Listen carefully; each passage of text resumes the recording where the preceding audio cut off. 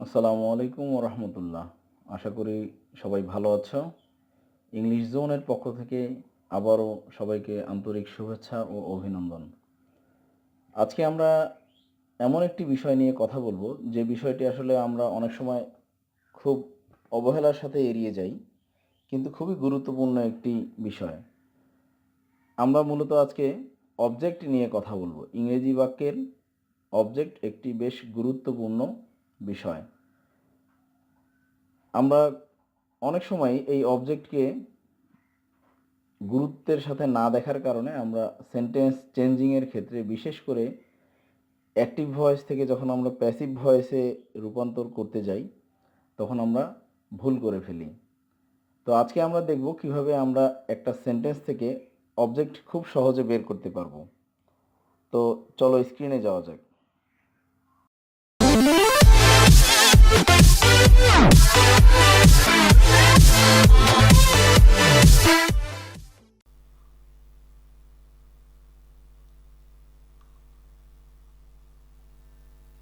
তো বন্ধুরা, আমরা স্ক্রিনে চলে আসলাম। তো স্ক্রিনে চলে আসার পরে আমরা হেডিংটা দেখেই বুঝতে পারছি যে আজকে আমরা অবজেক্ট ফাইন্ড আউট করবো একটা সেন্টেন্স থেকে। তো আসলে অবজেক্ট ফাইন্ড আউট করার আগে আমাদেরকে অবজেক্ট কি সে বিষয়ে একটু ধারণা থাকা উচিত। অবজেক্টের বাংলা অর্থ হচ্ছে কর্ম। তো আমি ব্যক্তিগতভাবে বাংলা ব্যাকরণের সাথে সব আইটেম ম্যাচ করার পক্ষপাতী না। তো জাস্ট বাংলা অর্থটা আমরা জেনে রাখলাম, কিন্তু এর বাকি অন্যান্য বিষয়াদি আমরা বাংলা ব্যাকরণের সাথে একদমই মেলাবো না।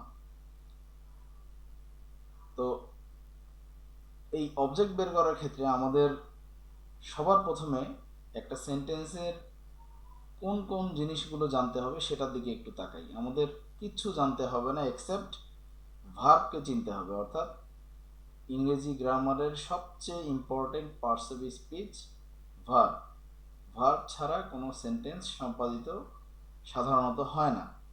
তো এক্ষেত্রে আমরা ভার্বকে যদি চিনতে পারি, তো ভার্বকে চিনতে পারলে আমরা তাকে জাস্ট দুটো বাংলায় প্রশ্ন করব। এক হচ্ছে কি, এবং দ্বিতীয়টি কাকে।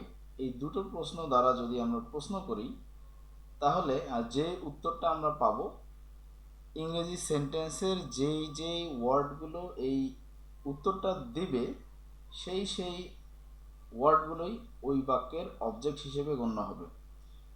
আমি আবার বলছি, ইংরেজি সেন্টেন্সকে যখন আমরা কি বা কাকে দ্বারা প্রশ্ন করব, অর্থাৎ ইংরেজি সেন্টেন্সের যে মূল ভার্ব আছে, সেই ভার্বটিকে যখন আমরা কে ওই কাজটি করে, ভার্ব দ্বারা তো আমরা কোনো কাজ করা হওয়া যাওয়াকেই বুঝি।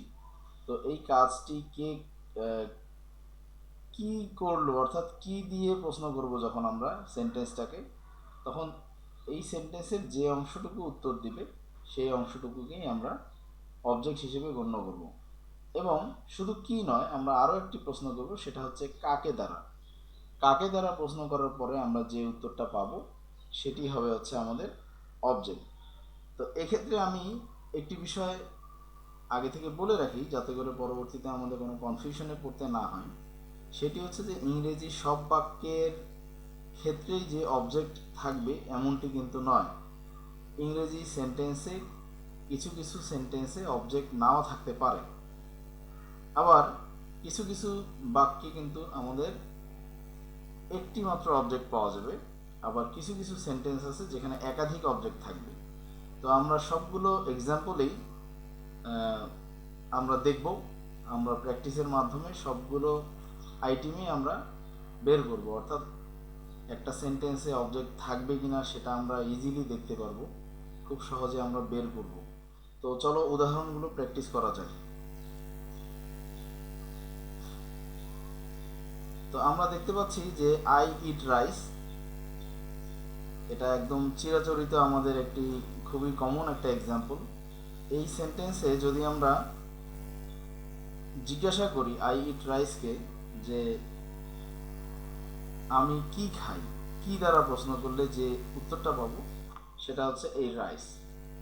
রাইস অংশটা আমাদের উত্তর দিবে। সো এই রাইস হচ্ছে আমাদের এই সেন্টেন্সে অবজেক্ট। আমার মনে হয় আমরা এরপর থেকে আর অবজেক্ট চিনতে ভুল করব না, আমরা কি দিয়ে প্রশ্ন করব, ভার্বকে। ভার্বটা ছিল হচ্ছে খাওয়া। তো আই ইট রাইস, আমি ভাত খাই। এখানে আমি প্রশ্ন করলাম আমি কি খাই, তো উত্তর আমাদের আসলো রাইস। সো আমাদের রাইস এই সেন্টেন্সের অবজেক্ট, এখানে আর কোনো সন্দেহ থাকার কথা নয়। দ্বিতীয় সেন্টেন্সের দিকে দেখা যাক। এই সেন্টেন্সে আমরা একটু কথা বলবো অন্য বিষয় নিয়ে, সেটা হচ্ছে যে আমাদের প্রচলিত একটা ধারণা আছে, অনেক বাচ্চাকে যদি আমরা প্রশ্ন করি যে তুমি কি অবজেক্ট চেনো, তাহলে তারা সরাসরি বলে হ্যাঁ আমি অবজেক্ট চিনি। তারপরে বলে যে তুমি কি, আমরা যদি জিজ্ঞাসা করি যে তুমি কি সাবজেক্ট চেনো, তাহলে সে বলে হ্যাঁ আমি সাবজেক্ট চিনি। তো বলো তো সাবজেক্ট অবজেক্ট কীভাবে বের করতে হয়? তো তারা সহজেই বলে দেয় যে ভার্বের আগের অংশটাকেই সাবজেক্ট বলে, অর্থাৎ ভার্বের আগে যা থাকে সেটাই সাবজেক্ট। তো এই ধারণাটা আমাদের আসলে ভুল। সাবজেক্ট ভার্বের আগে থাকবে এরকম কোনো স্পেশাল কোনো ইনস্ট্রাকশন আমাদের ইংরেজি গ্রামারে দেওয়া নেই। সাবজেক্ট যে কোনো জায়গাতেই থাকতে পারে। তো আজকে আমরা মূলত কথা বলছি অবজেক্ট নিয়ে। তো এই ক্ষেত্রে আমরা এই সেন্টেন্সটাকে একটু ফলো করি। Coming back from school I eat rice. তো এই সেন্টেন্সটার ক্ষেত্রে আমরা যদি ভার্বকে প্রশ্ন করি যে স্কুল থেকে ফিরে এসে আমি কি খাই, তাহলে এই ক্ষেত্রেও উত্তরটা আসবে হচ্ছে আমাদের রাইস। তো রাইস হচ্ছে আমাদের অবজেক্ট এই সেন্টেন্সে, কোনো সন্দেহ নেই। আমরা পরের এক্সাম্পলে চলে যাই। এই দুটো এক্সাম্পলেই কিন্তু আমরা একটি করে অবজেক্ট পেয়েছিলাম। তো আমরা পরের এক্সাম্পলটাতে চলে যাই। Mister Ahmed teaches us English. তো এই ক্ষেত্রে আমরা একটু দেখি, mister Ahmed teaches us English, অর্থাৎ আমরা এই সেন্টেন্সে কি এবং কাকে দুটো দিয়েই প্রশ্ন করব এবং আশা করা যায় আমরা দুটো দিয়েই উত্তর পাবো। তো চলো প্র্যাকটিস করি। মিস্টার আহমেদ আমাদের কি শেখান, তাহলে এই ক্ষেত্রে প্রথমেই যে উত্তরটি আসবে সেটা হচ্ছে ইংলিশ। ইংলিশ আসবে আমাদের অবজেক্ট। এবং পরবর্তীতে আমরা যদি কাকে দিয়ে প্রশ্ন করি, তাহলে আমাদের উত্তরটা আসবে হচ্ছে আস। তো এই সেন্টেন্সে আমরা দেখতে পাচ্ছি যে আমাদের দুটি অবজেক্ট, একটা আস এবং আরেকটি ইংলিশ। তো এটা পরিষ্কার যে একটা সেন্টেন্সে একাধিক অবজেক্ট থাকতে পারে। আমরা পরের এক্সাম্পলটাতে দেখি এখানে কয়টা অবজেক্ট আছে।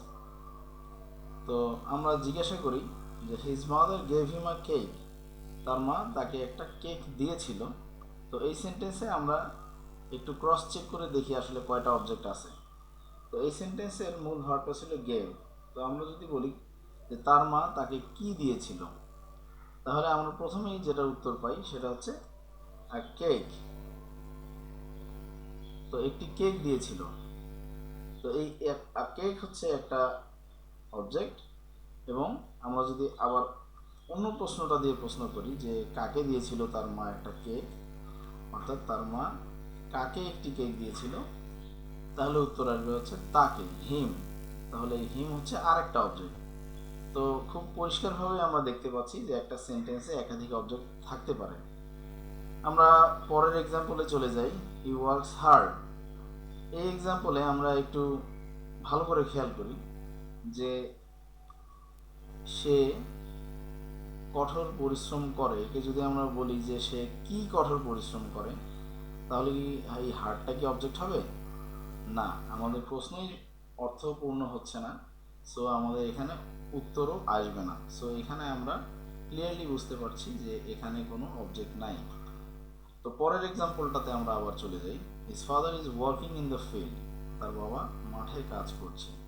তো এই ক্ষেত্রেও আমরা একটু ক্রস চেক করে নিই যে তার বাবা কি কাজ করছে। এখানে কিন্তু প্রশ্নটা আমরা ঠিক মতো অর্থপূর্ণভাবে করতে পারছি না। সো এর উত্তরও আসবে না। তাই এই ক্ষেত্রে কিন্তু আমরা কোনো অবজেক্ট পাচ্ছি না। এবং পরের প্রশ্ন যদি আমরা করি যে তার বাবা কাকে মাঠে কাজ করছে, এটাও অসামঞ্জস্যপূর্ণ একটা প্রশ্ন, যেটার দ্বারা কোনো উত্তর আসছে না বা আসবে না। সো এই সেন্টেন্সেও কিন্তু আমাদের কোনো অবজেক্ট নেই। সো আশা করি তোমরা খুব পরিষ্কারভাবে বুঝতে পারছো যে একটি সেন্টেন্সে একটি মাত্র অবজেক্ট থাকতে পারে, একাধিক অবজেক্ট থাকতে পারে, এমনকি একটি অবজেক্টও নাও থাকতে পারে। তো আমার মনে হয় আমরা সাধারণত যতগুলো ইংরেজি সেন্টেন্স দেখি এগুলো থেকে খুব সহজেই আমরা অবজেক্ট বের করতে পারবো।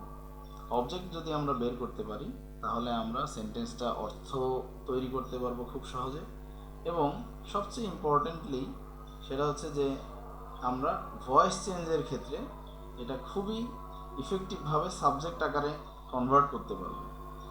তো আমার মনে হয় তোমরা বুঝতে পেরেছো, এবং আশা করি যে তোমরা বাসায় আরও প্র্যাকটিস করবে, এবং তোমাদের যে কোনো ধরনের সমস্যা হলে তোমরা অবশ্যই কমেন্ট বক্সে সেই প্রশ্নগুলো আমাদেরকে দিবে, আমরা তোমাদেরকে সাহায্য করবো ইনশাল্লাহ। তো ধন্যবাদ সবাইকে। আসসালামু আলাইকুম।